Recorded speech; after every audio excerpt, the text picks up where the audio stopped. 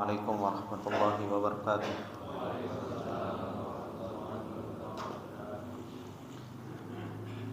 Innal hamdalillah nahmaduhu wa nasta'inuhu wa nastaghfiruh wa na'udzu billahi min shururi anfusina wa min sayyiati a'malina. May yahdihillahu fala mudilla lahu wa may yudlil fala hadiya lahu. Asyhadu an la ilaha illallah wahdahu la syarika lahu wa asyhadu anna Muhammadan abduhu wa rasuluh. Salawatullahi wa salamuhu alaihi wa ala alihi wa sahbihi wa man tabi'ahum bi ihsanin ila yaumiddin. Ya ayyuhalladzina amanu taqullaha haqqa tuqatih wa la tamutunna illa wa antum muslimun. Ya ayyuhalladzina amanu taqullaha wa qulu qawlan sadida yuslih lakum a'malakum wa yaghfir lakum dhunubakum. Wa may yuti'illaha wa rasulahu faqad faza fawzan 'azima. Amma ba'du fa inna asdaqal hadithi kitabullah wa khairal hadi hadi Muhammadin sallallahu alaihi wasallam wa syarrul umuri muhdatsatuha fa inna kulla muhdatsatin bid'ah wa kulla bid'atin dhalalah wa kulla dhalalatin finnar.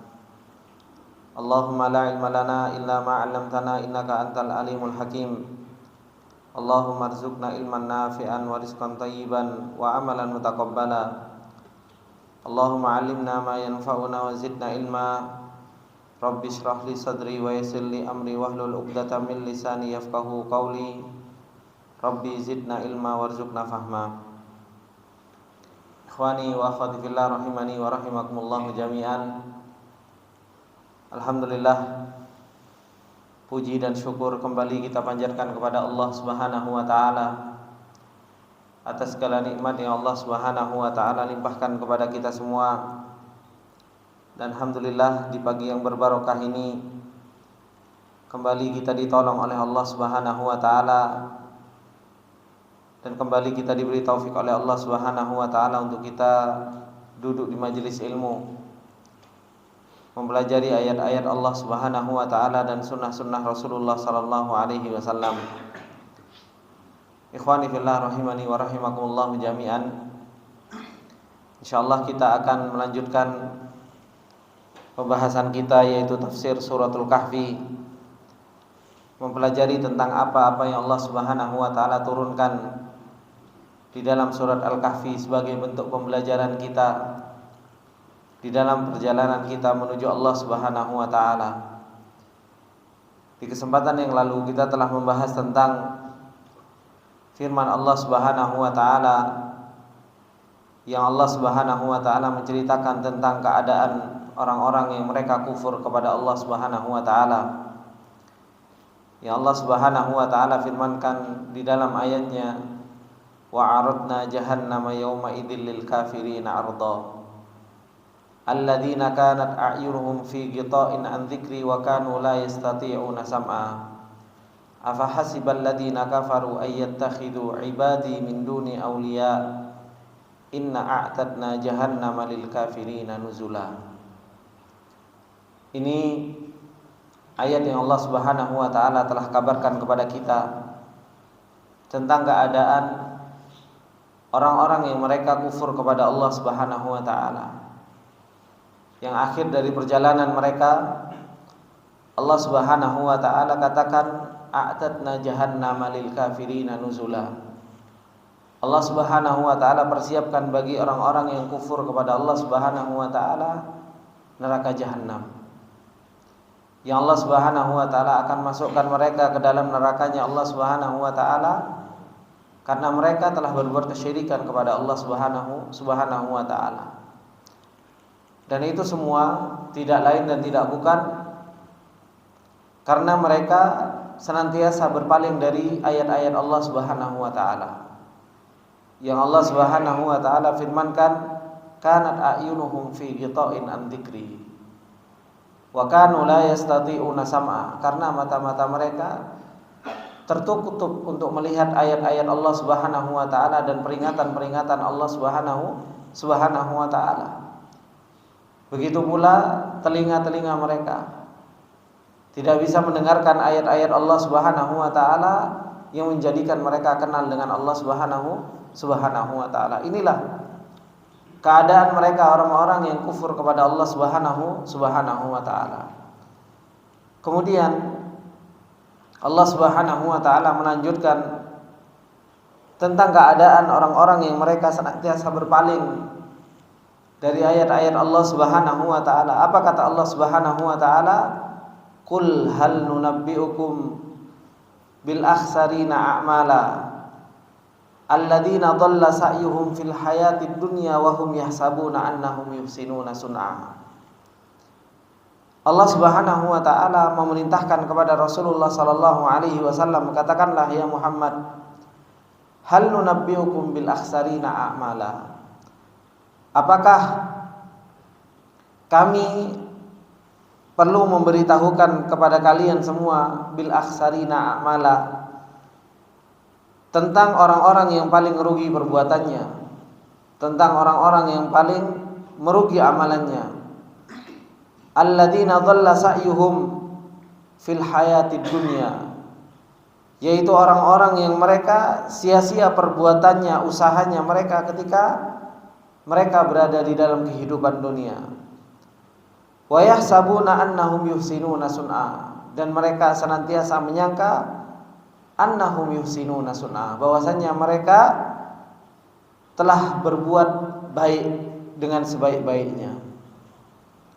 Ayat ini, ikhwani fillah rahimani wa rahimakumullah jami'an, Allah Subhanahu wa taala memerintahkan kepada Rasulullah sallallahu alaihi wasallam seperti yang Allah Subhanahu wa taala perintahkan, qul ayya Muhammad, katakanlah wahai Muhammad, linnas, kepada manusia, ala wajhi tahdiri wal indar, sebagai bentuk peringatan, sebagai bentuk peringatan kepada manusia. Hal ukhbirukum bi akhsarin nasi a'mala 'alal itlaq, apakah aku mengabarkan kepada kalian semua tentang orang-orang yang paling merugi di dalam amalannya, yaitu mereka adalah alladzina dhalla sa'yuhum fil hayatid dunya, yaitu ketika orang-orang mereka berbuat amalan, mereka berbuat sebuah amal di dunia, tetapi mereka batala wa mahalla kullu ma amiluhu min amal, akan tetapi amalan-amalan mereka batil, amalan-amalan mereka itmahal, yaitu sia-sia, kullu ma amiluhu, seluruh yang mereka pekerjakan dari sebuah amalan, padahal mereka yahsabuna annahum muhsinun fi sun'ihi, padahal mereka telah mengira bahwasanya mereka itu telah berbuat baik. Fa kaifa bi a'malihim allati ya'lamuna annaha batilah, maka bagaimana prasangkaan mereka dengan apa yang mereka telah perbuat di dunia ini dengan prasangka yang baik, padahal itu adalah merupakan sesuatu yang batil. Bagaimana dengan amalan-amalan mereka yang batil? Wa annaha muhadatun lillahi wa rusulihi, dan bahwasanya amalan-amalan tersebut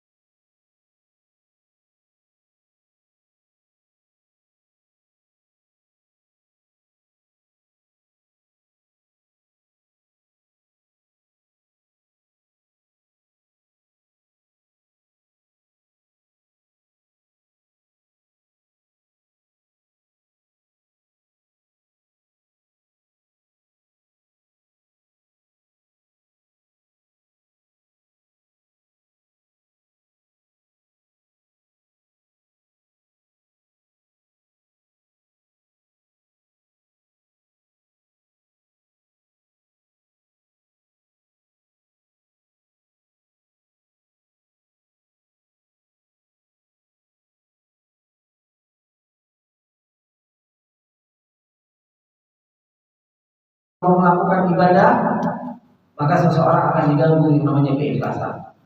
Di tengah ibadah, seseorang akan diganggu keikhlasannya. Selesai ibadah, itu pun iblis pun, syaitan pun akan datang untuk mengganggu seseorang dalam keikhlasan tersebut.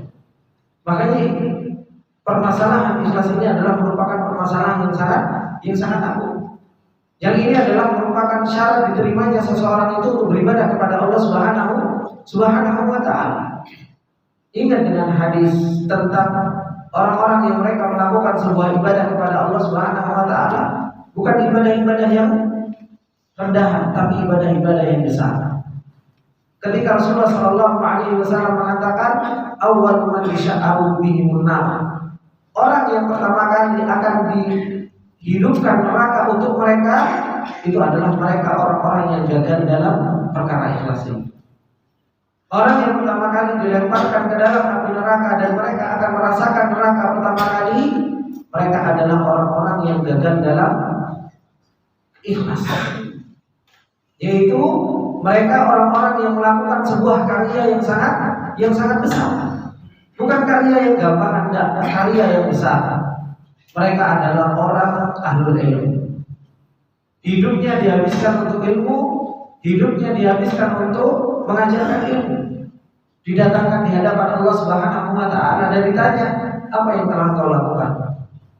Ya Allah, saya belajar Al-Quran dan saya mengajarkan Al-Quran. Amalan besar, amalan hebat, amalan orang-orang siddiqin, amalan orang-orang siddiqin. Ketika dia mengatakan seperti itu, Allah Subhanahu wa Ta'ala mengatakan kadzabta, kamu bohong. Kamu mau belajar Al-Quran, mengajarkan Al-Quran, liqal anta qari, supaya kau dikatakan kamu adalah seorang yang qari, yang masya Allah bacaannya, pengen mendapatkan pujian di dunia. Engkau mengajarkan ilmu supaya kau dikatakan bahwasanya annaka alim, supaya kau dikatakan engkau adalah seorang yang alim, seorang ustaz, seorang kiai. Ini amalan-amalan hebat, Pak. Menuntut ilmu, mengajarkan ilmu, bukan sesuatu amalan-amalan rendahan, amalan karya yang begitu besar, menghabiskan umurnya untuk hal tersebut. Tapi apa? Gagal dalam urusan ikhlas, gagal dalam urusan hati. Apa yang dia sangka ketika mereka di dunia? Yasabuna annahum yusinuna sun'al. Ketika mereka melakukan sebuah amalan-amalan menuntut ilmu, kemudian mengajarkan ilmu, yang dikira dia berbuat kebaikan atau berbuat baik? Berbuat baik. Dan ada yang mengatakan bahwasanya menuntut ilmu dan mengajarkan ilmu itu urusan jelek, urusan baik. Tapi ternyata apa? Dhalla sa'yuhu fil hayatid dunya. Ternyata sia-sia amalan yang dia amalkan ketika mereka di dunia ini. Ketika dia dihadapkan di hadapan Allah Subhanahu wa Ta'ala, liuqal anta qari wa liuqal anta alim, supaya dikatakan engkau adalah orang yang alim dan supaya dikatakan engkau adalah orang yang hebat dalam membaca Al-Quran. Fakat ini, dan sudah dikatakan itu semua, sudah dipuji oleh manusia, kamu namamu sudah menjadi harum di dunia, diperintahkan para malaikat untuk membawa orang yang seperti ini ke dalam api neraka. Karya hebat, menuntut ilmu. Warisannya para nabi diambil oleh orang-orang yang seperti ini. Orang yang kedua adalah orang yang punya harta, dermawan, memberikan sedekah, memberikan nafkah. Karyanya hebat, karyanya besar. Tapi ketika didatangkan di hadapan Allah Subhanahu wa Ta'ala, apa yang kau perbuat dengan harta? Ya Allah, aku nyumbang, aku memberikan ini, sedekah, zakat, apa dan sebagainya. Kata-kata, kamu bohong. Tapi kamu melakukan semua itu liuqal anta karim, supaya dikatakan seorang tersebut adalah seorang yang dermawan. Gagal dalam urusan hati, gagal dalam urusan ikhlas. Orang yang seperti ini ditahui oleh Allah Subhanahu wa Ta'ala. Yahsabuna annahum yusinuna sun'an. Mereka mengira bahwasanya mereka telah berbuat baik, tapi ternyata dhalla sa'yuhum fil hayatid dunya. Ternyata sia-sia amalannya di dunia, dilemparkan ke dalam api neraka. Orang yang ketiga, orang yang hebat, yaitu orang yang berjihad di jalan Allah Subhanahu wa taala. Perang, rela jiwanya meninggal, rela hidupnya dihabiskan untuk Allah Subhanahu wa taala. Yasabuna annahum yuhsinuna sun'a. Mereka mengira bahwasanya apa? Mereka ini adalah orang-orang yang hebat. Tapi ternyata apa? Yuqal anta syuja'. Supaya dikatakan kau adalah seorang yang memberani. Dan sudah dikatakan itu semua, sudah dipuji oleh orang-orang. Digeret sama para malaikat dimasukkan ke dalam api neraka. Orang-orang yang mereka punya karya yang hebat ini, ternyata mereka gagal di dalam urusan hati, urusan ikhlas.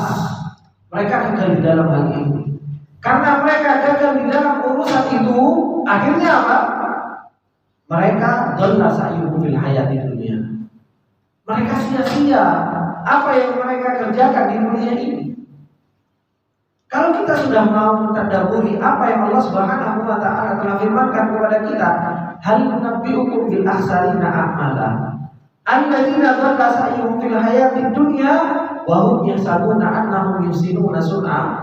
Harusnya seseorang itu bukan hanya memperhatikan dan ibadahnya itu sendiri. Betapa banyak seseorang itu ketika beribadah yang diperhatikan dan ibadahnya itu sendiri, tapi tidak pernah memperhatikan bagaimana keadaan saya ketika saya beribadah kepada Allah Subhanahu wa taala. Benar enggak hati saya?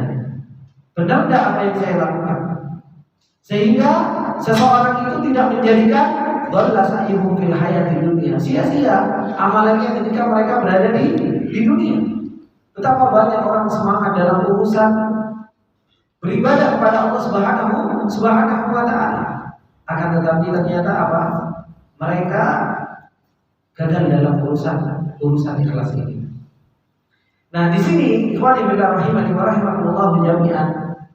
Ketika Allah Subhanahu wa taala mengatakan tentang orang-orang yang mereka dhalla sa'yuhum fil hayati dunya, mereka sia-sia amal baiknya ketika mereka berada di dalam kehidupan dunia, padahal mereka sudah menyangka perbuatan mereka adalah merupakan perbuatan yang baik. Itu semua karena kegagalan mereka di dalam urusan syartul qabulil amal, yaitu syarat diterimanya amalan seseorang itu ikhlas karena Allah Subhanahu wa taala. Bapak-bapak yang dimuliakan oleh Allah Subhanahu wa taala, Allah Subhanahu wa taala memerintahkan kita untuk kita berdoa, ihdinas siratal mustaqim. Ya Allah, tunjukkanlah kami jalan yang lurus. Siratal ladzina an'amta 'alaihim, jalannya orang-orang yang Kau beri nikmat. Siapa yang Allah Subhanahu wa taala beri nikmat? Kata Allah Subhanahu wa taala, ulaikal ladzina an'ama Allahu 'alaihim minan nabiyyin was-siddiqin wasyuhada was-shalihin wa hasuna ulaika rafiqa. Ya kan? Mereka itu adalah sebaik-baik apa? Sebaik-baik rafiq, sebaik-baik teman. Kelompok ini itu berbanding lurus dengan kelompok ini yang tadi dicemplungkan pertama kali ke dalam api neraka. Cuma yang kita minta selama ini kepada Allah Subhanahu wa taala, kita minta jalan ke orang siddiqin, minan nabiyyin was-siddiqin wasyuhada was-shalihin. Yang di sini mereka ini alim, syuhada, orang dermawan. Ya. Yang disebutkan oleh para ulama, mereka ini. Cuma yang ini sukses dalam ikhlas, sehingga mereka diangkat derajatnya sama Allah Subhanahu wa taala. Nabiyyin, siddiqin, syuhada, shalihin. Ini sukses dalam keadaan mereka beramal, mereka adalah orang-orang yang ikhlas. Kita minta perjalanan mereka karena mereka itu adalah orang-orang yang ikhlas. Benar dalam urusan hatinya. Yang ini orang alim, orang syuhadanya, orang dermawannya gagal dalam urusan ikhlas. Sehingga apa? Mereka dicemplungkan ke dalam api neraka. Pertama kali neraka dihidupkan untuk mereka. Tipis sama enggak? Tipis urusannya. Urusannya hanya sekedar ikhlas sama gak ikhlas. Kita ikhlas, kita menjadi pengikutnya Nabi Muhammad wasyuhada wassalihin. Kita tidak ikhlas dalam karya-karya ini dimasukkan ke kelompok yang pertama kali dihidupkan neraka untuk mereka. Perkara yang begitu besar ini tidak gampang. Makanya ketika berbicara tentang masalah ikhlas, Pak, kalau kita mau menjadi orang yang ikhlas dalam perjalanan, ini bukan hanya sekedar ngafal innamal a'malu binniyat terus atau menjadi orang yang ikhlas, enggak. Ketika kita berbicara tentang masalah orang-orang yang dhalla sa'yuhum fil hayatid dunya wa hum yasabuna annahum yusinuna sun'a, orang-orang yang mereka gagal dalam urusan ikhlas ini, terus Ustaz bagaimana untuk kita mendapatkan ikhlas? Habis menghafal hadis innamal a'malu binniyat terus menjadi orang yang ikhlas. Ikhlas ini kerjaan tiap hari. Ikhlas ini kerjaan tiap waktu. Ikhlas ini kerjaan apa? Kerjaan yang harus dipraktekkan dalam kehidupan kita sehari-hari. Tidak gampang. Meskipun orang mengatakan kita harus ikhlas, terus ikhlas harus seperti apa? Nabi Yusuf alaihi salam, sampai Allah Subhanahu wa taala memuji Nabi Yusuf, wa kadzalika nunjil mukhlisin. Begitu pula kami menolong orang-orang yang ikhlas. Nabi Yusuf alaihissalam punya perjalanan. Gak ujung-ujung, gak langsung dadakan jadi orang yang ikhlas. Punya perjalanan dalam setiap harinya bagaimana menjadi orang yang ikhlas tersebut. Dan itu pula yang dikatakan oleh para a'imah dahulu. Kami dahulu menuntut ilmu itu gak ikhlas. Dan ilmu itu terus menjauh dari kita sampai kita menjadi orang yang ikhlas, baru ilmu itu datang kepada kita. Menunjukkan bahwasanya apa? Ikhlas itu punya perjalanan, gak dadakan. Dan ikhlas itu bukan hanya ucapan di lisan.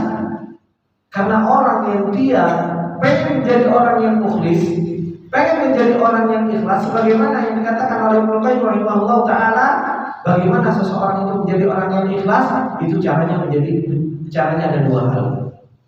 Yang pertama apa? Kuwatu ma'rifatillah, kuat kenal sama Allah. Kuat kenal dengan Allah.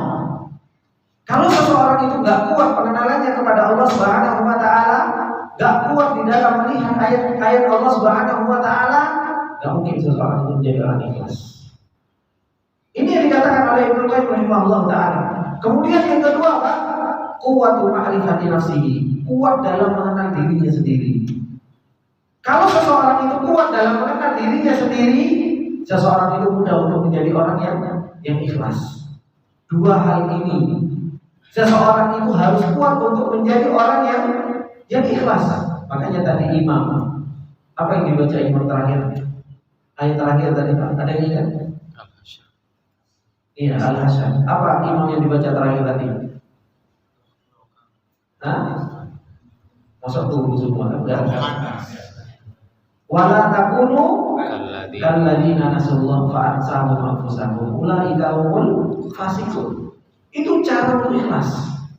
Jangan kalian menjadi orang-orang yang enggak kenal dengan Allah. Kalau sudah enggak kenal dengan Allah, enggak akan pernah kenal terhadap diri kalian sendiri. Itu yang Allah Subhanahu wa taala firmankan. Makanya ketika kita membaca surat Al-Fatihah, bapak-bapak yang dimuliakan oleh Allah Subhanahu wa taala, ketika kita minta ihdinas siratal mustaqim, siratal ladzina an'amta 'alaihim ghairil maghdubi 'alaihim waladdallin. Bukan jalannya orang yang maghdub, bukan jalannya orang-orang yang kau benci, dan bukan jalannya orang-orang yang sesat. Siapa mereka? Al-maghdub, orang-orang Yahudi. Siapa mereka orang-orang yang sesat? Orang-orang Nasara.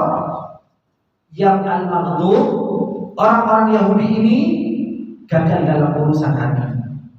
Gagal dalam urusan apa? Ikhlas. Kenapa? Mereka nggak kuat pengenalannya kepada Allah Subhanahu wa taala. Meskipun secara teori mereka punya ilmu, Taurat turun kepada mereka, tapi ternyata ilmu mereka tidak membenarkan iradah mereka, tidak membenarkan dada mereka, tidak membenarkan hati mereka. Sehingga orang-orang Yahudi Allah Subhanahu wa taala firmankan tentang orang-orang Yahudi ini apa? Ulaika alladzina ishtaraw ad-dhalalata bil huda fama rabihat tijaratuhum wa ma kanu muhtadin. Mereka itu jual belinya sudah rugi. Mereka itu sudah menjual apa? Ad-dhalalata bil huda, kesesatan dengan apa? Petunjuk. Fama rabihat tijaratuhum, yang dimana jual beli mereka itu rugi. Jadi orang-orang Yahudi itu sudah gagal di dalam urusan apa? Urusan ikhlas mereka. Mereka tahu bahwasanya akhirat itu besar. Orang-orang Yahudi tahu Pak, kehidupan orang itu akan kembali ke akhirat. Kenapa? Mereka punya Taurat, mereka punya kitab. Mereka tahu bahwasanya nanti itu semua akan dikumpulkan di hadapan Allah Subhanahu wa taala. Itu ada di dalam kitab mereka. Tapi mereka apa? Mereka lebih suka terhadap urusan dunia. Yang harusnya ilmu yang tentang Allah Subhanahu wa taala dan tentang akhirat itu besar dan menjadikan iradah mereka benar, menjadikan keinginan mereka benar, hati mereka benar, itu tidak menjadikan benar, tapi justru malah dibalik. Sama mereka yang mereka cari kehidupan dunia, sampai mereka apa? Menjual ayat dengan kesesatan. Paham nggak maksud saya? Jadi orang-orang yang begitu Pak, harusnya nih Pak, kalau secara dohir, ketika orang itu belajar tentang akhirat, belajar tentang Allah, ya kan, bahwasanya kehidupan yang hakiki itu kehidupan akhirat, harusnya hatinya condong ke mana? Akhirat. Harusnya condong ke akhirat. Karena ilmu itu membenarkan apa? Membenarkan jiwanya dia. Gitu. Tapi ternyata orang Yahudi tidak. Ilmu yang mereka pelajari untuk mereka kenal dengan Allah, kenal dengan akhirat, kenal dengan kehidupan yang hakiki, itu justru malah menjadikan mereka tidak kenal dengan Allah. Makanya Allah katakan apa? Wala takunu kalladzi, jangan engkau seperti siapa? Nasullah, seperti orang-orang yang lupa dengan Allah padahal mereka punya ayat. Sama kayak kita. Al-Quran itu mengajarkan kepada kita tentang Allah, mengajarkan tentang akhirat, mengajarkan tentang kehidupan yang hakiki itu adalah merupakan akhirat. Tapi jiwa kita salah kaprah, gak kenal dengan Allah, gak kenal dengan akhirat. Akhirnya orang kalau gak kenal dengan Allah, gak kenal dengan akhirat, fa'ansahum anfusahum, gak kenal sama dirinya sendiri. Siapa dirinya sendiri itu? Kalau dirinya adalah seorang hamba, kalau dirinya adalah makhluknya Allah Subhanahu wa ta'ala. Makanya dikatakan oleh Ibnu Qayyim rahimahullah ta'ala, orang kalau pengen kuat dalam perjalanan ikhlas harus kuat dua hal ini. Kenal dengan Allah, sampai Allah agung, sampai Allah besar dalam hatinya. Kalau Allah sudah besar dalam hatinya, Allah sudah agung dalam hatinya, makhluk rendahan. Makhluk itu rendahan.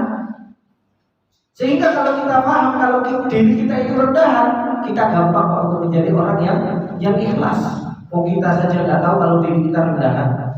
Ya, kita nggak tahu kalau diri kita rendahan. Nabi Yusuf alaihissalam punya perjalanan ikhlas itu luar biasa. Nabi Yusuf orang hebat, keturunan Nabi, kakeknya Nabi, buyutnya Nabi, itu Nabi Yusuf alaihissalam. Tapi Nabi Yusuf alaihissalam diperjalankan sama Allah Subhanahu wa ta'ala dalam perjalanan ikhlas, direndahkan serendah-rendahnya di hadapan manusia, dijadikan apa? Budak. Nabi Yusuf teriak-teriak? Tidak. Nabi Yusuf tidak teriak-teriak, Nabi Yusuf tidak protes? Tidak. Sudah gitu, sudah tidak salah, dimasukkan ke dalam penjara. Teriak-teriak Nabi Yusuf? Tidak juga. Ketika Nabi Yusuf dimasukkan ke dalam penjara, Nabi Yusuf alaihissalam terima dengan apa yang Allah Subhanahu wa ta'ala jalankan. Itulah yang menjadikan Nabi Yusuf kenal kalau ternyata dirinya adalah seorang hamba, diperjalankan oleh Allah Subhanahu wa ta'ala. Lah kita, keturunan Nabi enggak, keturunan ulama enggak, terkadang direndahkan sedikit, gede. Kalau jauh gede umum soalnya gede, digede, kebanyakan akunya. Aku dan aku. Ini orang nggak akan pernah bisa ikhlas kalau seseorang itu nggak bisa pernah merendahkan dirinya sendiri dan dia nggak bisa membesarkan Allah Subhanahu wa ta'ala. Nah, dari sini ikhwan fillah rahimani wa rahimakumullah jami'an, syarat diterimanya amalan seseorang supaya dia tidak menjadi orang-orang yang dhalla sa'yuhum fil hayatid dunya, yaitu seseorang itu harus memperhatikan urusan ikhlas ini. Dalam segala amalannya diperiksa, mau melakukan sebuah amalan, karena apa saya melakukan amalan ini? Bapak-bapak duduk di majelis ilmu karena apa? Karena pengen mengharapkan pahala Allah Subhanahu wa taala, atau karena enggak enak diceluk sama ustaz, ya. Atau karena ya daripada pulang enak tidur sekalian di masjid, gitu kan, sambil tiklat-tikluk. Nah itu kan banyak sekali niatnya, kan seperti itu. Nah, ketika seseorang itu dia melakukan sebuah amalan, perhatikan niat. Pertama kali yang harus diperhatikan itu niat kita. Kasih dulu karena apa? Karena Allah Subhanahu wa taala, atau karena yang lainnya. Kemudian yang disebutkan oleh para ulama yang kedua, bahwasanya apa? Seseorang itu ketika melakukan sebuah amalan yang harus diperhatikan supaya tidak dhalla sa'yuhu fil hayati dunya, sesuai enggak muwafaqatul Rasul, sesuai enggak dengan apa yang dituntunkan oleh Rasulullah sallallahu alaihi wasallam. Karena Rasulullah sallallahu alaihi wasallam mengatakan sebagaimana di dalam hadis Aisyah radhiyallahu taala anha, "Man ahdatsa fi amrina hadza ma laysa minhu fa huwa radd." Barang siapa melakukan sebuah amalan yang tidak pernah ada contohnya dari kami, fa huwa radd, maka amalan tersebut akan tertolak. Dan inilah syarat yang harus diperhatikan oleh seseorang ketika melakukan sebuah amal ibadah. Ada contohnya nggak dari Rasulullah Sallallahu Alaihi Wasallam? Pernah dicontohkan nggak oleh para sahabat? Kalau pernah dicontohkan oleh Rasulullah Sallallahu Alaihi Wasallam dan para sahabat, maka apa? Maka kita lakukan. Kalau tidak ada contohnya dari Rasulullah Sallallahu Alaihi Wasallam, berarti apa? Ya berarti kita tidak usah melakukan hal tersebut. Dua hal ini, yaitu apa? Al-ikhlas dan apa? Muwafaqatul Rasul. Sesuai dengan contoh Rasulullah sallallahu alaihi wasallam ini adalah merupakan syaratul liqabulil amal, yaitu syarat diterimanya amal. Orang Yahudi gagal yang pertama. Orang Yahudi gagal di pertama. Mereka rusak iradah mereka, keinginan mereka rusak. Yang harusnya keinginan mereka ketika beribadah untuk mendapatkan ridhonya Allah dan akhirat rusak. Mereka justru fasadul iradah. Disebutkan oleh para ulama, Ibnu Qayyim rahimahullah taala mengatakan bahwasanya orang-orang Yahudi fasadul iradah. Mereka gagal dalam niat karena Allah Subhanahu wa taala. Rusak niatnya, rusak keinginannya. Harusnya membesarkan Allah, menginginkan akhirat, dunia justru malah yang mereka inginkan. Yang kedua, orang-orang Nasoro yang disebut oleh para ulama fasadut tasawur, yaitu rusak ilmunya. Gak punya ilmu, pengennya ibadah, tapi gak pernah apa? Belajar. Ini yang disebut oleh para ulama fasadut tasawur, rusak tasawurnya, ilmunya dalam melakukan sebuah ibadah. Sesuai gak dengan contohnya Rasulullah? Diajarkan gak oleh Rasulullah Sallallahu Alaihi Wasallam? Dan inilah yang kita minta bapak-bapak yang dimuliakan oleh Allah Subhanahu wa taala. 17 kali kita minta ihdinas siratal mustaqim. Ya Allah, tunjukkanlah kami jalan yang lurus. Jalan yang lurus ini jalan yang seperti apa? Siratal ladzina an'amta 'alaihim, jalan yang orang-orang yang Kau beri nikmat. Siapa mereka? Minan nabiyyin wasiddiqin wasyuhada wassalihin. Ghairil maghdubi 'alaihim waladdallin. Bukan jalannya orang-orang yang Kau benci, bukan jalannya orang-orang yang apa? Tersesat. 17 kali kita minta sama Allah Subhanahu wa taala supaya kita selamat dari apa? Fasadul iradah sama fasadul tasawur. 17 kali kita minta supaya kita selamat dari rusaknya keinginan kita dan rusaknya tasawur. Tapi kalau kita minta terus kita gak ngambil sebab, kira-kira selamat? Bapak minta rezeki tapi tidak kerja, duduk aja di rumah. Atau bapak minta anak tapi tidak kawin, tidak nikah. Ada anak? Ada, boleh berikan. Kalau nggak ambil sebab, gimana Allah Subhanahu wa taala mau berikan? Nah, sebab supaya kita dapat ihdinas siratal mustaqim ini apa? supaya kita nggak rusak irodahnya, supaya kita nggak rusak tasawurnya. Apa sebabnya? Sebabnya apa? Menuntut ilmu, duduk di majelis ilmu, thalabul ilmu, tadabbur, membaca Al-Quran, dipelajari satu-satu Al-Quran, sunnah dipelajari. Ini sebab untuk kita gak rusak irodahnya dan gak rusak apa? Tasawurnya. Kalau menuntut ilmunya gak menuntut ilmu, terus kita ya Allah ihdinas siratal mustaqim, ihdinas siratal mustaqim. Terus mau gimana? Kita juga bukan nabi langsung dikasih wahyu sama Allah. Sudah, nabi sudah ditutup Pak. Tidak ada langsung dikasih wahyu sama Allah, langsung diilhamkan kepada kita. Tidak ada. Nabi sudah ditutup. Nabi terakhir itu kita yakini kan Nabi Muhammad. Ya kan? Gak mungkin kita jadi nabi lagi. Satu-satunya cara bagaimana? Kita mengambil warisan Nabi.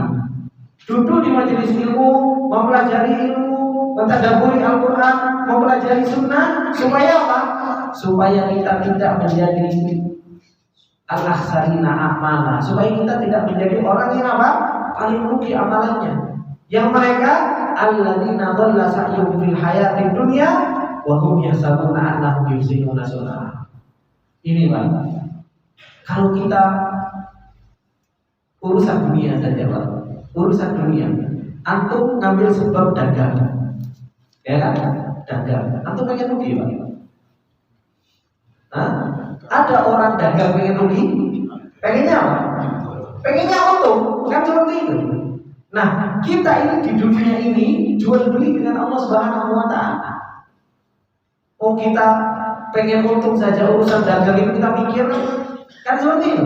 Gimana caranya supaya jualan laku? Gimana caranya? Terus kita pikir supaya apa? Supaya untung. Meskipun untungnya sedikit, yang penting untung, kan seperti itu. Itu yang kita pikirkan. Nah, orang-orang yang dhalla sa'yuhum fil hayatid dunya wa hum yahsabuna annahum yuhsinuna sun'a, ini kan jual beli dengan Allah. Dia di dunia ada amalan, ada hal yang dikerjakan, tapi ternyata apa? Ternyata dhalla sa'yuhum fil hayatid dunya, tidak punya apa-apa. Ketika nanti di akhirat mereka sia-sia amalannya. Ini rugi atau untung? Padahal dia sudah melakukan sebuah amalan, di akhirat sia-sia. Rugi atau untung? Rugi. Kalau kita jualan di dunia untuk mendapatkan uang saja, kita pengen untung. Bagaimana dengan jual beli kita dengan Allah Subhanahu wa Ta'ala? Harusnya apa? Harusnya kita ketika kita jual beli dengan Allah Subhanahu wa Ta'ala, Allah mengatakan kok, kalau Allah Subhanahu wa Ta'ala apa? Ishtaru. Allah Subhanahu wa Ta'ala itu membeli orang-orang mukmin dengan apa? Dengan jiwa kita, dengan harta kita. Dibeli kita dengan Allah Subhanahu wa Ta'ala. Orang-orang Yahudi fama rabihat tijaratuhum. Orang-orang Yahudi enggak untung. Orang mukmin jangan sampai kita enggak menjadi enggak untung. Harusnya kita menjadi orang yang beruntung dengan jual beli kita dengan Allah Subhanahu wa Ta'ala. Karena kita ini setiap harinya ada amalan, ada usaha, ada karya. Jangan sampai karya amalan kita ini menjadi sebuah kerugian bagi kita ketika kita nanti di hadapan Allah Subhanahu wa Ta'ala. Makanya harus betul-betul diperhatikan. Apa yang harus diperhatikan? Yaitu syartu qabulil amal, syarat diterimanya amal. Dan ini Pak, ketika seseorang itu mau melakukan sebuah amalan, kan harus sudah berarti ya. Harus dalam keadaan on. Makanya Ana pernah nyampaikan, kita itu harus selalu apa? On. Itu jiwanya, hatinya, pikirannya harus selalu on. Karena kalau nggak on, kita terus dipalingkan sama setan, goflah terus, lari sama Allah, lupa sama Allah. Kita kadang melakukan sholat, lupa sama niat, gitu lah. Ini niatnya karena Allah atau karena nggak enak sama tetangga kalau nggak kelihatan sholat subuh. Nah, kayak harus betul-betul dihadirkan terus-menerus hati ini. Makanya pentingnya seseorang itu di dalam melakukan sebuah ibadah, seseorang itu harus on, hatinya hidup, pikirannya hidup, jiwanya hidup. Kalau ini semuanya hidup, subhanallah, dia akan merasa kehidupan dengan Allah Subhanahu wa Ta'ala. Tapi kalau tidak, terus-terusan dia ghaflah, terus-terusan dia akan menjadi orang yang lalai. Ini ikhwan fillah rahimani wa rahimakumullah jami'an. Nah, ternyata orang-orang yang mereka ini dhalla sa'yuhum fil hayatid dunya wa hum yahsabuna annahum yuhsinuna sun'a. Mereka ini siapa? Ulaika alladziina kafaru bi ayati rabbihim wa liqa'ihi fa habitat a'maluhum fala nuqimu lahum yawmal qiyamati wazna. Subhanallah. Kata Allah Subhanahu wa taala, mereka ini adalah orang-orang yang kufur dengan ayat-ayat Rabb-Nya.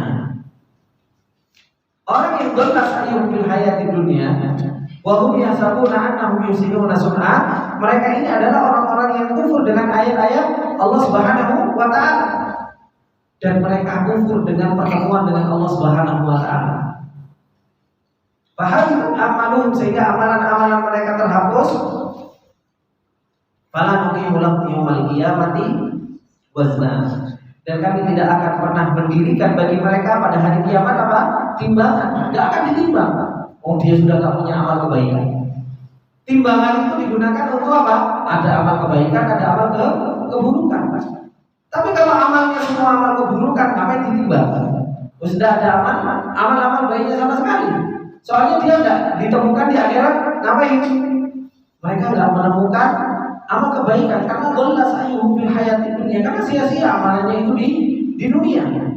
Siapa mereka yang dhalla sa'yuhum fil hayatid dunya? Ulaika alladziina kafaru bi ayati rabbihim. Mereka adalah orang-orang yang kufur dengan ayat-ayat Allah Subhanahu wa taala. Apa yang dikatakan oleh Syekh Sa'di? Jahadul ayatil qur'aniyah wal ayatil ayaniyah. Mereka senantiasa kufur terhadap Al-Qur'an dan mereka senantiasa mengingkari ayat-ayat apa? Ayaniyah yang bisa dilihat, ayat kauniyah. Ada ayat Al-Qur'an terus berpaling, ada ayat kauniyah berpaling, dan terus menerus kita banyak berpalingnya dari ayat-ayat Allah Subhanahu wa taala. Makanya Allah Subhanahu wa taala mengatakan, wa ka'ayyin min ayatin fis samawati wal ardi yamurruna 'alaiha wa hum anha mu'ridun, kata Allah. Betapa banyak ayat yang Allah Subhanahu wa taala jalankan di langit dan di bumi, Allah yang memperjalankannya, bukan kita yang cari ayat. Dipertemukan dengan kita ayat itu. Tidak usah bingung-bingung kita cari ayat, Allah yang memperjalankan ayat kepada kita. Kalau kita mungkin cari ayat mungkin sulit bagi kita, tidak. Tapi apa? Ini ayat yang dipertemukan oleh Allah Subhanahu wa taala kepada kita. Tapi apa? Wa hum anha mu'ridun. Tapi terus-menerus kita berpaling dari ayat tersebut. Beliau mengatakan sesadi ad-dallati ala wujubil imani bihi wa malaikatihi wa rusulihi wa kutubihi wal yawmil akhir. Ayat-ayat tersebut yang menunjukkan wajibnya seseorang itu untuk beriman dengan Allah, dengan para malaikatnya, kepada kitabnya, kepada rusulnya, dengan hari kiamat. Akan tetapi apa? Mereka itu terus menerus jahat, yaitu berpaling dan ingkar dengan ayat-ayat Allah Subhanahu wa taala. Bukan hanya ingkar dengan ayat Allah, tapi dia juga apa? Waliqa'ihi. Dia juga lupa kalau dia mau bertemu dengan Allah Subhanahu wa taala. Tadi kan Anda sudah sampaikan, orang kalau enggak dia akan lupa kalau kehidupan dia adalah kehidupan akhirat. Akhirnya ketika beribadah kepada Allah Subhanahu wa taala dalam keadaan ghaflah, dalam keadaan dia lalai. Orang yang seperti ini fahabitat a'maluhum, maka terhapus amalan-amalan mereka bisa babi dalika, yaitu dengan sebab hal tersebut, karena dia kufur dengan ayat Allah, dia kufur dengan pertemuan dengan Allah Subhanahu wa taala. Akhirnya apa? A'maluhum fala nuqimu lahum yaumal qiyamati wazna. Beliau mengatakan Syekh Sa'di rahimahullah taala, li'anna al-wazna fa'idatuhu muqabalatul hasanati bisayyi'ah. Yang namanya timbangan, faedahnya itu untuk apa? Timbang kebaikan dan keburukan. Wa nadharu fil raji min hawal marjuh, lihat mana yang berat, mana yang lebih ringan. Wa haula'i la hasanati lahum, tapi mereka enggak punya kebaikan sama sekali. Li'adam syartiha, karena enggak memenuhi syarat. Apa syaratnya? Wa huwal iman, yaitu beriman kepada Allah Subhanahu wa taala.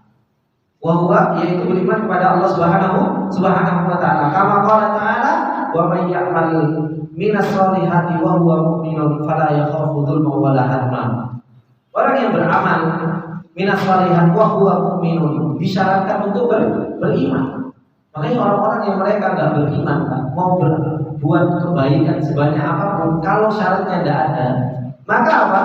Maka dia tidak akan pernah menjadi sebuah kebaikan sama sekali. Orang-orang yang kufar, orang-orang yang dia bukan seorang yang beriman kepada Allah Subhanahu wa taala, mau dia nyumbang emas apa dan lain sebagainya, kalau dia tidak beriman, maka apa? Fala nuqimu lahum yaumal qiyamati wazna. Maka apa kebaikan sama sekali tidak ada, karena tidak akan pernah ditimbang sama Allah Subhanahu wa taala, karena dia tidak punya syarat yaitu beriman kepada Allah Subhanahu wa taala. Lakin tu'addu a'maluhum wa tuhsa wa yuqarriruna biha.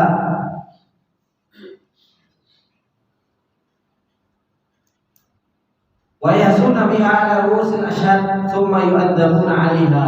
Akan tapi orang-orang yang mereka enggak punya iman, mereka punya amal kebaikan, nanti sama Allah Subhanahu wa taala cuma disebutkan nih amal kebaikanmu, tapi sudah tak beri nikmat seperti ini.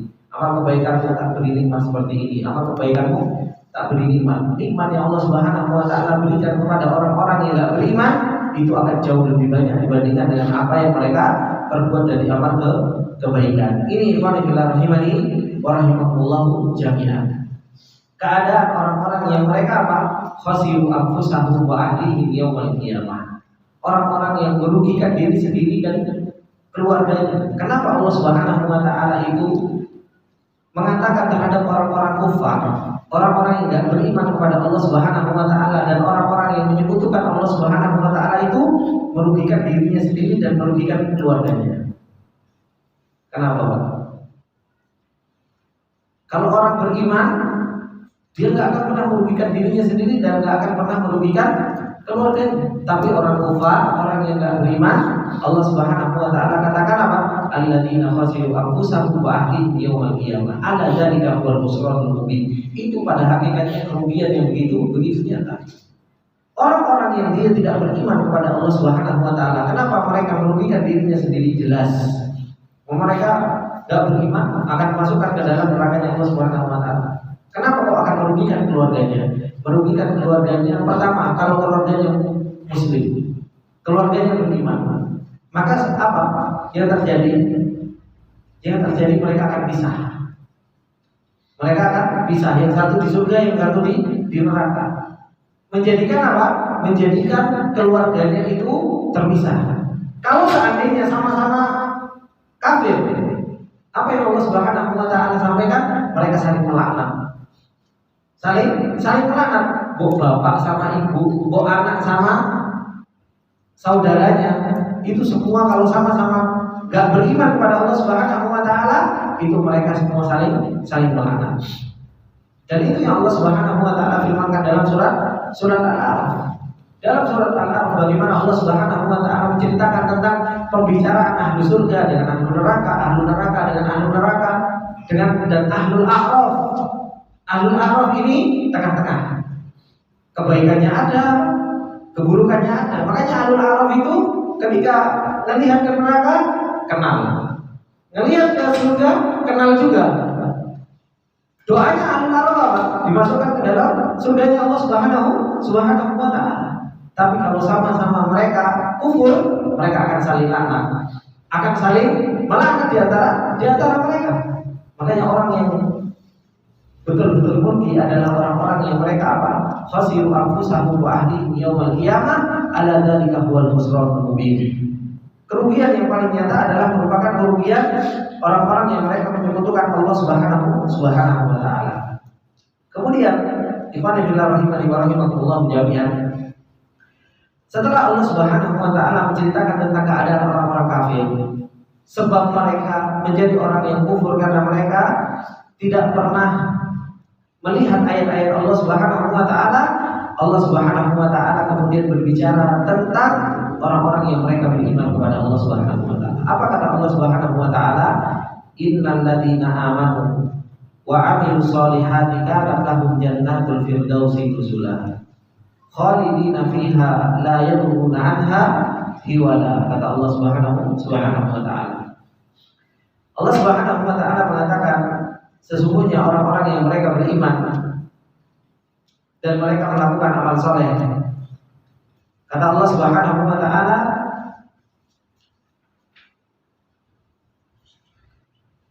Kanat lahum jannatul firdausi nuzula, maka bagi mereka adalah merupakan jannatul firdaus, tempat mereka tinggal. Khalidina fiha, yang mereka akan kekal di dalamnya. La yabghuna anha hiwala, dan mereka tidak menginginkan pindah dari surganya Allah Subhanahu wa taala. Dan inilah usulnya Allah. Bapak bisa tadabburi ketika Allah berbicara tentang orang-orang kafir, berbicara tentang neraka, biasanya Allah Subhanahu wa taala sambung dengan orang-orang beriman dan surga. Supaya apa? Supaya seseorang itu ada takdir dan ada semangat. Dikasih peringatan sama Allah, kemudian diberi semangat oleh Allah Subhanahu wa taala untuk melakukan amal soleh. Dan ini adalah merupakan apa? Uslubnya Allah Subhanahu wa taala. Cara Allah Subhanahu wa taala memberikan apa? Memberikan targhib dan tarhib kepada seorang hamba. Ditakuti sama Allah Subhanahu wa taala, kemudian apa? Diberi semangat oleh Allah Subhanahu wa taala untuk melakukan amal soleh.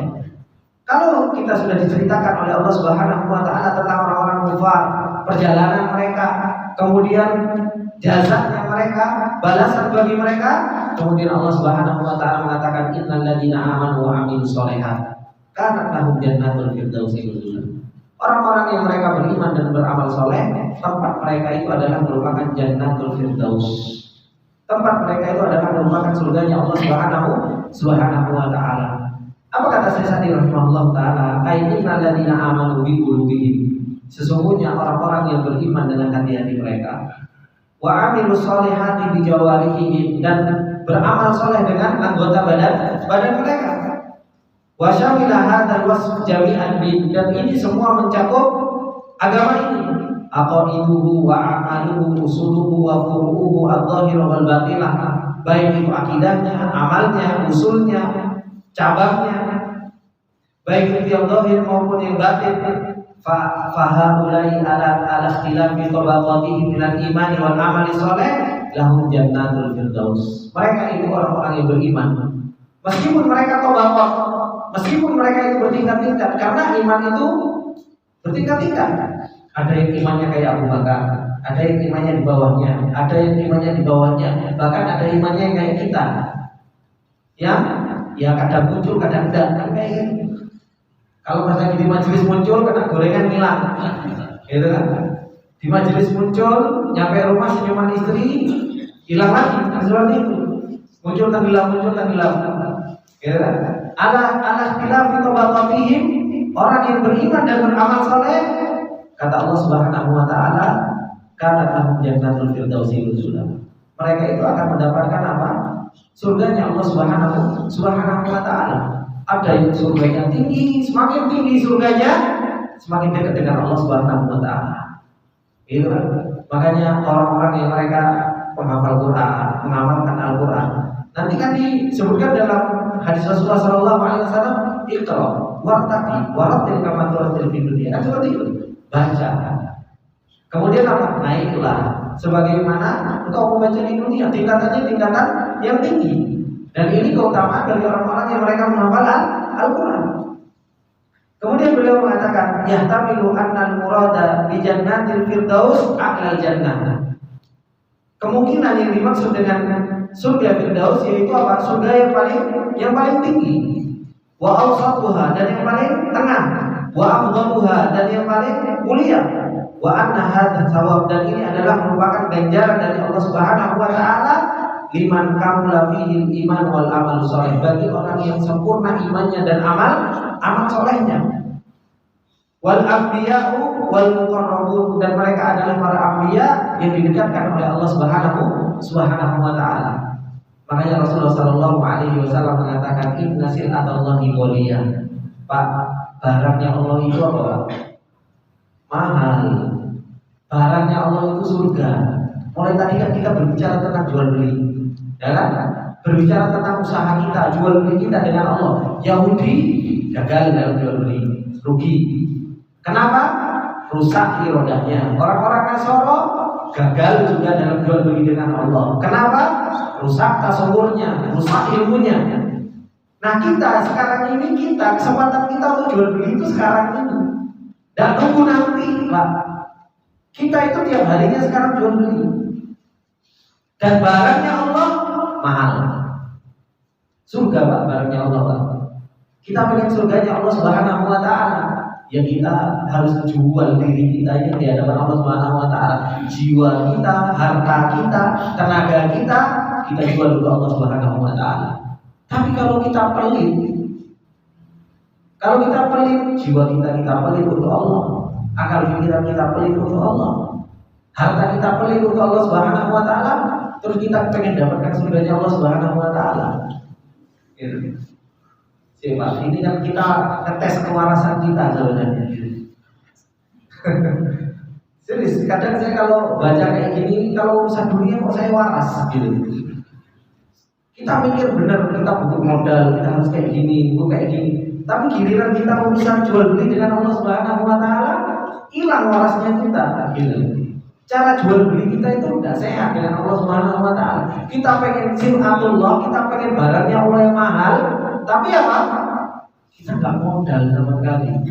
Padahal Allah sendiri mengatakan innallaha ashtaral mu'minin bi anfusihim wa amwalihim. Allah itu beli kaum mukminin itu dengan surganya Allah Subhanahu wa taala itu dengan jiwanya, dengan hartanya.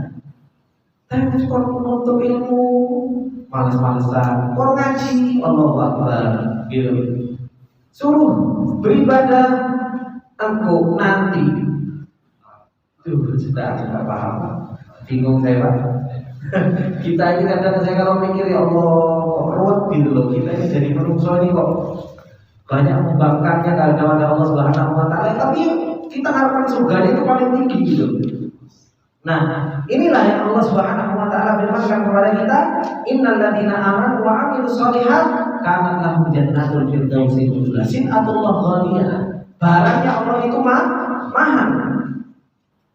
Yang Allah Subhanahu wa taala akan berikan kepada seorang hambanya yang mereka beribadah kepada Allah Subhanahu wa taala. Tapi syaratnya apa?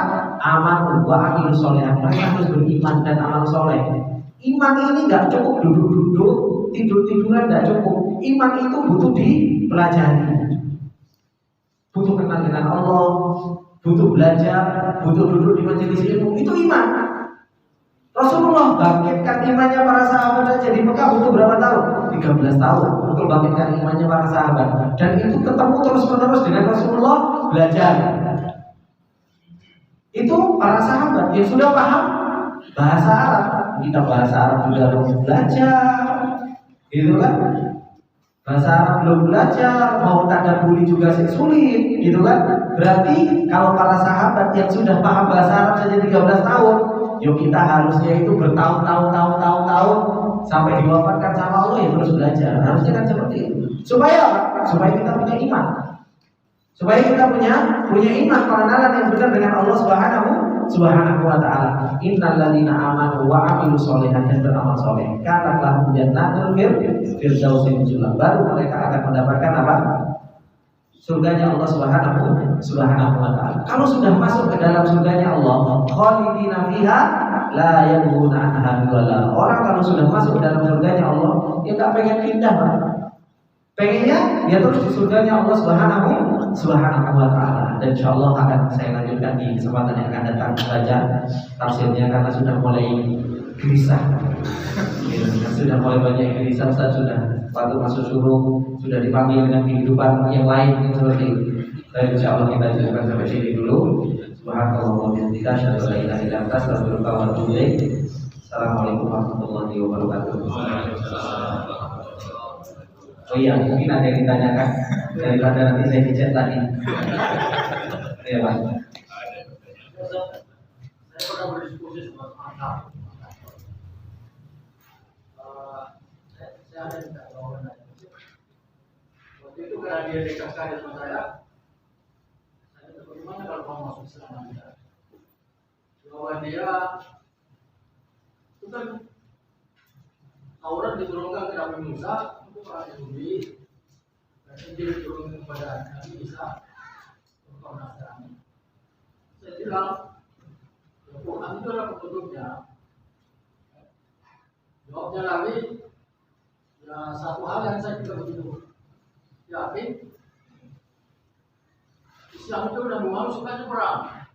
Terus siklus kawin dan sering kawin, dan nikah dengan perempuan yang masih umur 9 tahun. Dan saya coba memantaukan dia, tidak begitu kuat. Kira-kira jawaban yang bagus itu apa? Jawaban yang bagus. Itu mereka. Lahum qulubun la yafqahuna biha wa lahum a'yunun la yubsiruna biha wa lahum adhanun la yasma'una biha ulaika kal an'ami bal hum adall. Itu jawabannya, Pak.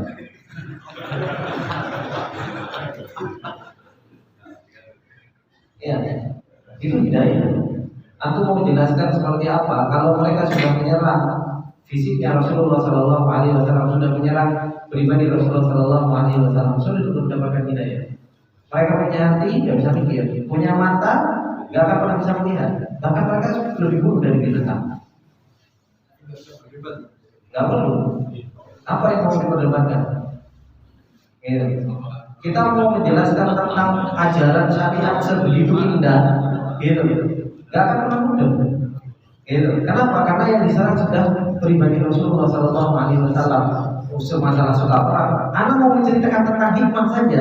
Anda menceritakan tentang hikmah, Pak. Hikmah perang, hikmahnya Rasulullah nikah, nggak akan paham. Karena apa? Dia sudah nggak suka. Gitu. Jadi apa yang harus saya jawab? Yang jawabannya bacakan ayat lahum qulubun la yafqahuna biha wa lahum a'yunun la yubsiruna biha wa lahum adhanun la yasma'una biha. Itu orang-orang kafir. Ulaika kal an'ami bal hum adall. Mereka itu lebih buruk dari binatang ternak. Selesai. Terus ngapain? Doakan dia, semoga Allah beri hidayah. Selesai.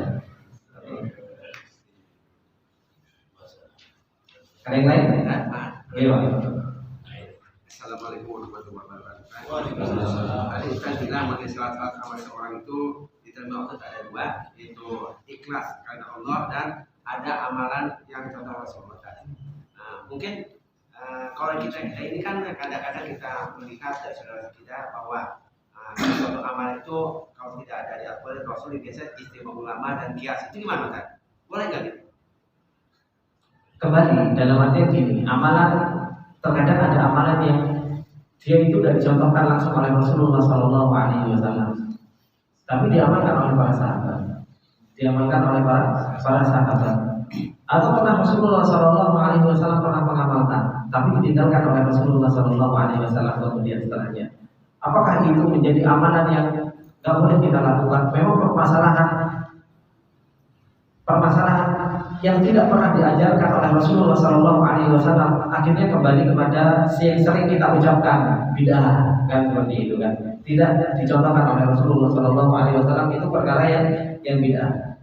Perlu diketahui oleh teman-teman semua. Di sana ada beberapa kitab yang menjelaskan tentang masalah bid'ah ini, yang harus betul-betul kita perhatikan. Terkadang seseorang itu ketika mengetahui bahwasanya itu tidak dicontohkan oleh Rasulullah Sallallahu Alaihi Wasallam, terkadang tidak sampai ke bid'ah, tapi khilaf sunnah, menyelisihi sunnah. Ini tidak sampai ke bid'ah, cuma dia khilaf sunnah, dia menyelisihi sunnah. Itulah pentingnya kita belajar.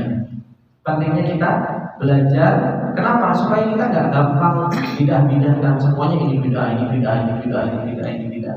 Dan harus tahu bahwasanya area bid'ah, area yang tidak dicontohkan oleh Rasulullah Sallallahu Alaihi Wasallam itu berkaitan dengan masalah urusan di agama, bukan urusan dunia. Makanya Imam Asy-Syatibi rahimahullah taala beliau memberikan definisi bid'ah, dalam kitabnya. Nah itu definisi bid'ah itu, dari definisi tersebut kita akan tahu apa sih sebenarnya hakikatul bid'ah. Jadi gak gampang, karena gak ada contohnya dari Rasulullah terus dikatakan bid'ah. Karena sunnah dari Rasulullah itu banyak. Ada sunnah qauliyah, ada sunnah fi'liyah, ada sunnah taklidiyah. Nah ini kan kadang kita gak tahu. Kita gampang membid'ah-bid'ahkan, ternyata di situ ada sunnah taklidiyah. Kita gampang bid'ah-bid'ahkan, terkadang di sana ada sunnah fi'liyahnya Rasul atau ada qauliyahnya Rasul. Gitu. Maka Rasulullah Sallallahu Alaihi Wasallam terkadang apa? Ketika Rasulullah mengatakan alaikum bisunnati wa sunnatil khulafa'ir rasyidin, berarti kan di sana ada sunnahnya khulafa'ir rasyidin. Gitu. Ada sunnahnya khulafa'ir rasyidin. Nah ini yang harus betul-betul kita perhatikan. Berbicara tentang masalah bid'ah, di situ ada kitab tebel usulul bid'ah namanya. Itu juga bagus. Kalau dipelajari ya memang Akhirnya kita tahu tentang hakikat sebuah bid'ah dan khilafnya para ulama. Dan tak mudah juga kita mengatakan oh ini kias, ini apa dan sebagainya. Karena kias ada kias yang sahih, ada kias yang mardud, ada kias yang diterima, ada kias yang ditolak. Maka pentingnya belajar dan itu nggak bisa kita jawab dalam satu kali majelis, itu nggak bisa. Karena permasalahan bid'ah ini permasalahan yang besar tentang sunnah Rasulullah SAW, dan para ulama juga nulis kitab tentang permasalahan bid'ah ini. Ini dua. Baik, kita tutup. Subhanallah walhamdulillah. Assalamualaikum warahmatullahi wabarakatuh.